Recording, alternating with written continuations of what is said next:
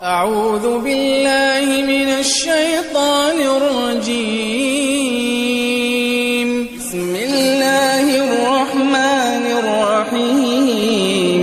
وما خلقت الجن والإنس إلا ليعبدون ما أريد منهم من رزق وما أريد أن يطعمون إن الله هو الرزاق ذو القوة المتين. پیش خدمت ہے شرح کتاب التوحید لفضیلۃ الشیخ عبداللہ ناصر رحمانی حافظہ اللہ. وقول الله تعالى وَلَقَدْ عَلِمُوا لَمَنِ اشْتَرَاهُ مَا لَهُ فِي الْآخِرَةِ مِنْ خَلَاقٍ.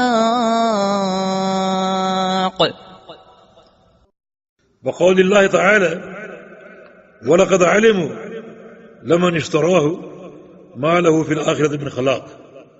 یہ سورہ بقرہ کی آیت کا حصہ ہے، اور اللہ رب العزت نے جو دو ملائکہ کو بھیجا تھا لوگوں کی آزمائش کے لیے، حالانکہ انہیں یہ بات معلوم تھی کہ جو انہوں نے خریدا ہے یعنی سحر جو حاصل کیا ہے اس کا قیامت کے دن کوئی حصہ نہیں.